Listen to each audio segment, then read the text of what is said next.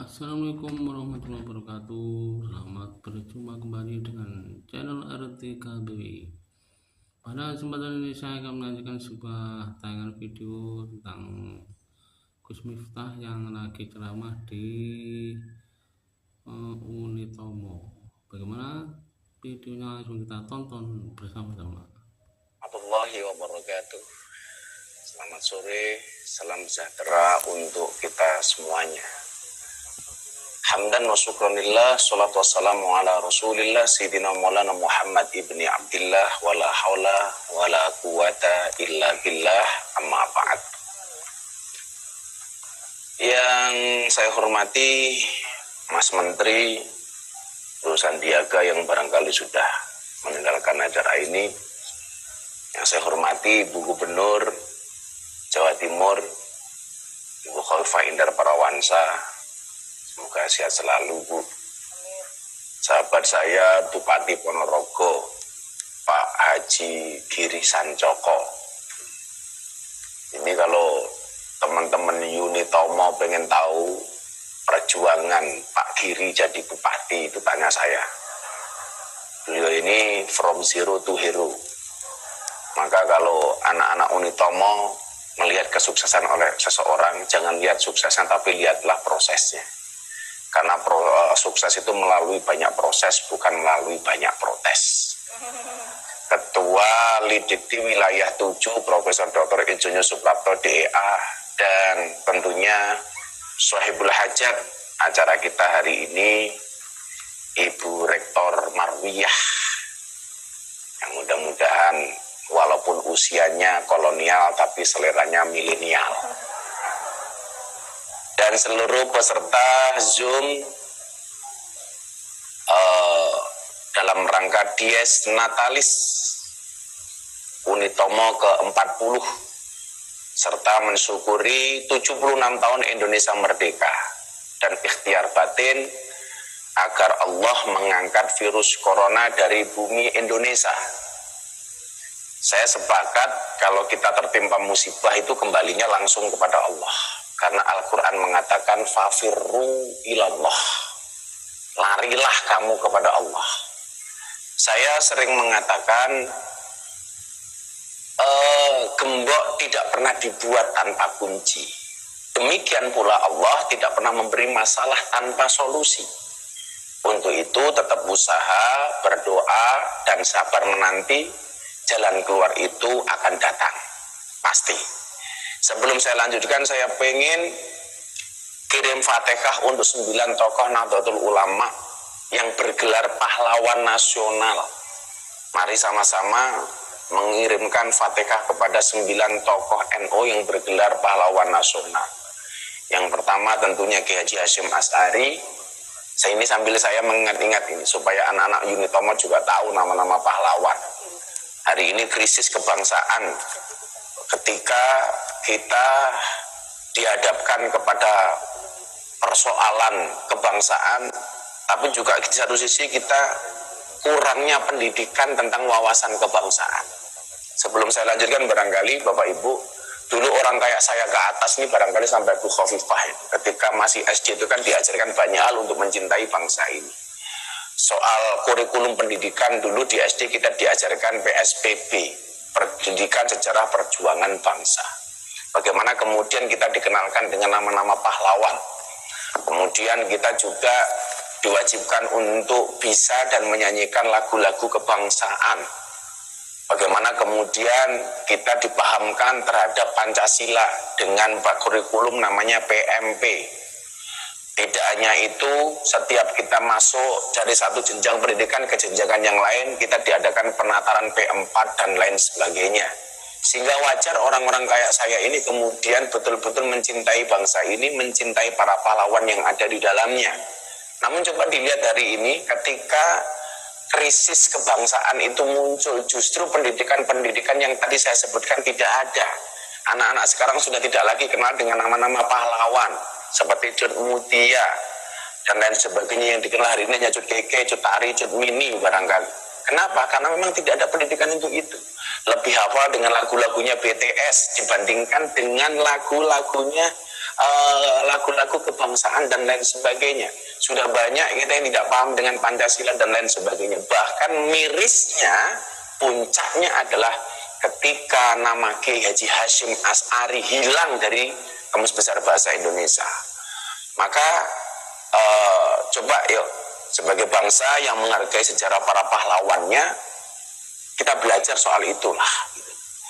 Yuk kita baca Fatihah untuk 9 tokoh Nahdlatul Ulama yang bergelar pahlawan nasional, ila hadrati Nabi Mustafa Muhammadin sallallahu alaihi wasallam, wa ila hadrati Simbah Kiai Haji Hashim Asy'ari, wa ila hadrati Kiai Haji Idham Khalid, wa ila hadrati Kiai Haji As'ad Samsul Arifin, wa ila hadrati Kiai Haji Abdul Wahab Hasbullah, wa ila hadrati Kiai Haji Abdul Wahid Hasim, ila hadrati Kiai Haji Mashkur, wa ila hadrati Kiai Haji Zainal Mustafa, wa ila hadrati Kiai Haji Brigjen Sam'un, wa ila hadrati Kiai Haji Zainul Arifin. Lahumul Fatihah.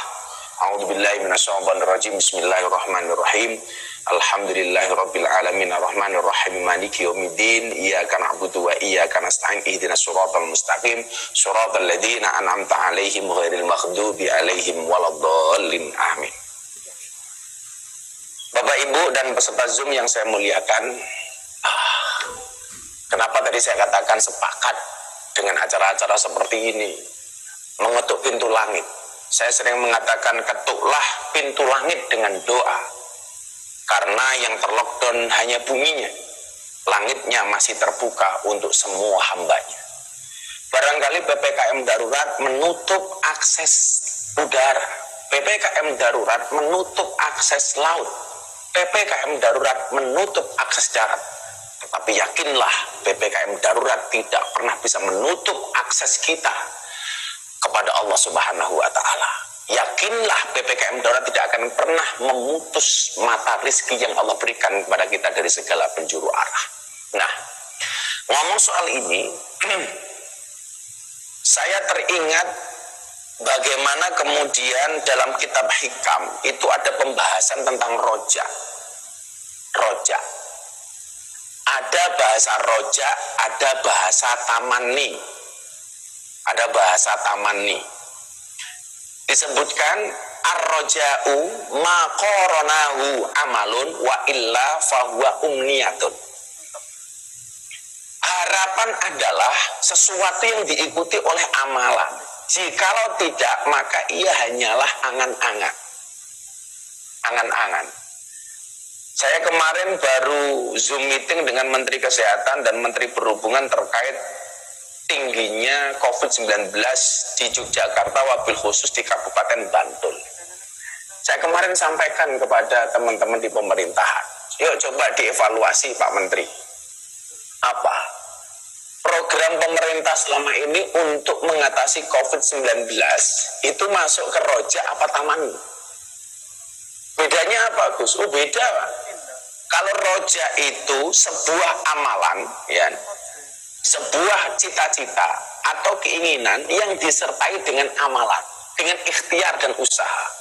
Sementara kalau tidak ada usaha dan ikhtiar, itu namanya tamani atau angan-angan.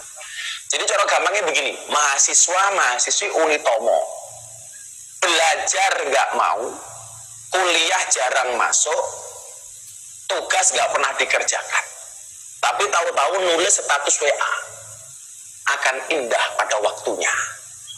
Itu kira-kira tamani apa rojak? Jelas itu tamani. Angen-angen tok itu. Angen-angen tok.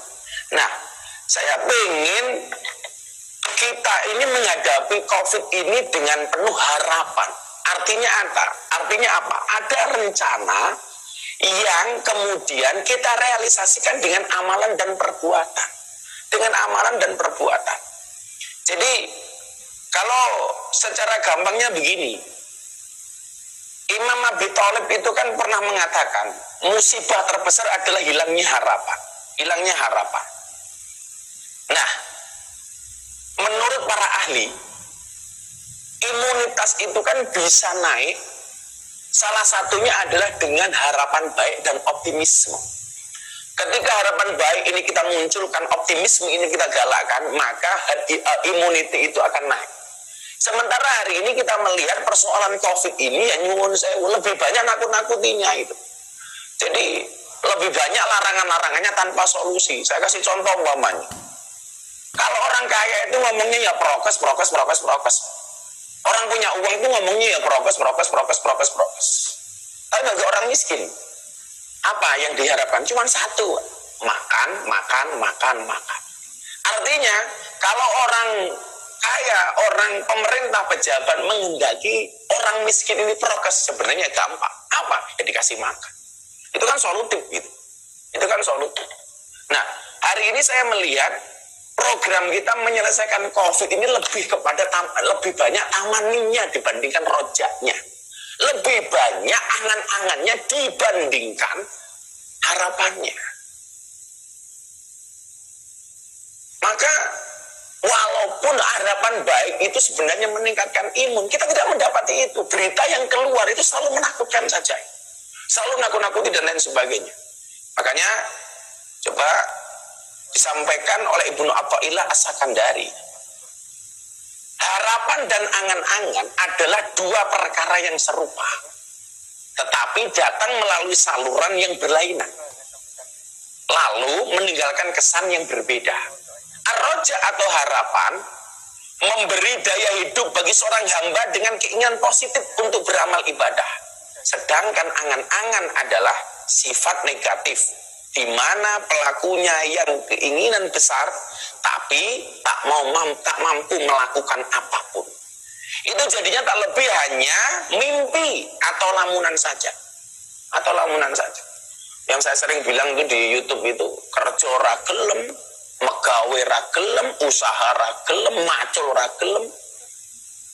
Kok tahu-tahu bikin status akan indah pada waktunya. Ndang tangiyo turumu miring, mimpimu elek, saya bilang. Sama halnya saya menasihati santri. Ngaji ra gelem, enggak manut, enggak pernah masuk kelas, enggak pernah pegang kitab, tahu-tahu bikin status akan jadi kiai pada waktunya. Lah dari mana? Itu namanya tulul amal, dan tulul amal itu hukumnya haram, Bapak Ibu. Hamba yang menggunakan akalnya ialah hamba yang senantiasa melakukan muhasabah atau introspeksi dan bersiap untuk menghadapi hari esok. Sedangkan yang memperturutkan hawa nafsunya dan menggantungkan diri pada angan-angan tanpa arah yang jelas dan kosong. Itu yang kemudian disampaikan oleh Ibnu Athaillah As-Sakandari. Roja dan tamani, pengharapan atau roja ialah sesungguhnya yang disertai dengan perbuatan. Kalau tidak demikian, maka ia hanya angan-angan atau hayalan. Jadi harapan-harapan baik ini kemudian yuk dibarengi dengan amalan-amalan yang baik. Salah satunya apa? Tentunya salah satunya dengan cara berdoa seperti ini. Minta sama Allah. Saya sering mengatakan, ketika sebuah persoalan kita gantungkan langsung kepada langit, kepada Allah, maka tidak akan pernah terhenti pengharapan itu. Dikatakan oleh Ibnu Athaillah As-Sakandari, mata waqafa matlabun anta tolibu birobika wala tayassara matlabun anta tolibu binafsika. Tidak akan pernah terhenti sebuah permintaan ketika kamu sandarkan permintaanmu hanya kepada Tuhan, dan tidak akan pernah menjadi mudah sebuah persoalan, sebuah permintaan ketika kamu percaya dengan kemampuan. Maka saatnya kemudian apa? Kita ketuk pintu langit, kita minta sama Allah supaya pandemi ini segera berakhir. Kita ingat ketika Nabi Yunus alaihissalam masuk ke dalam perut ikan, yang dia lakukan hanya satu, memperbanyak doa dengan doa la ilaha illa anta subhanaka inni kuntu minadz zalimin. La ilaha illa anta subhanaka inni kuntu minadz zalimin. La ilaha illa anta subhanaka inni kuntu minadz zalimin. Ikhtiar ulama Nahdlatul Ulama umpama dengan memperbanyak bacaan li khamsatun utfiyah dan seterusnya. Kalau kemudian kita mengamalkan ijazah dari abah kita Maulana Habib Lutfi bin Yahya Pekalongan, beliau mengijazahkan kepada kita sholawat Allahumma sholli ala sayyidina Muhammadin wa ala ali sayyidina Muhammadin bi'adadi kulli da'in wa dawain. Saya ulang, ini ijazah dari Habib Lutfi. Mungkin yang belum tahu bisa Anda amalkan karena ijazah ini sifatnya umum. Untuk teman-teman Unitomo, Allahumma sholli ala sayyidina Muhammadin wa ala ali sayyidina Muhammadin bi'adadi kulli da'in wa dawain. Allahumma sholli ala sayyidina Muhammadin wa ala ali sayyidina Muhammadin bi adadi kulli da'in wa dawain. Atau kita menggunakan ijazahnya Mbah Jat Nganjuk yang kemarin baru saja meninggal. Alhamdulillah sampai beliau meninggal sama sekali tidak tersentuh COVID. Ijazah dari beliau apa? Setiap habis sholat 5 waktu membaca satu ayat dalam surat Yasin, salamun qawlan mir rabbir rahim, dibaca 8 kali, kemudian ditiupkan ke tangan kayak epek-epek, kemudian di apa lagi bahasa Indonesia ini, kemudian kita raupkan ya apa bahasa Indonesia ini, diusapkan ke wajah. Ini beliau mengatakan sebagai masker ghaib. Selain masker zahir yang kita pakai seperti Bapak Ibu itu, kemudian kita lapisi dengan masker ghaib. Sekali lagi, ini jasa juga bersifat umum, minta disampaikan kepada semuanya, membaca salamun qawlan mir rabbir rahim sebanyak 8 kali. Coba kita baca bareng-bareng. Bismillahirrahmanirrahim. Salamun qawlan mir rabbir rahim. Salamun qawlan mir rabbir rahim. Salamun qawlan mir rabbir rahim. Salamun qawlan mir rabbir rahim. Salamun qawlan mir rabbir rahim. Salamun qawlan mir rabbir rahim. Salamun qawlan mir rabbir rahim. Salamun qawlan mir rabbir rahim. Kemudian ditiupkan di tangan dan diusapkan ke wajah. Ini ikhtiar memang harus kita lakukan. Maka yuk bareng-bareng teman-teman Unitomo memberikan harapan ke depan yang lebih baik. Bagaimana caranya supaya kita mempunyai harapan yang lebih baik? Menurut Imam Al-Ghazali, Bapak Ibu, awal mula seseorang berbuat baik atau buruk itu awalnya dari mana? Dari mata yang melihat dan dari telinga yang mendengar. Rata-rata di antara kita mengatakan orang berbuat baik atau buruk itu awalnya pasti dari dalam hati. Salah, Bapak Ibu.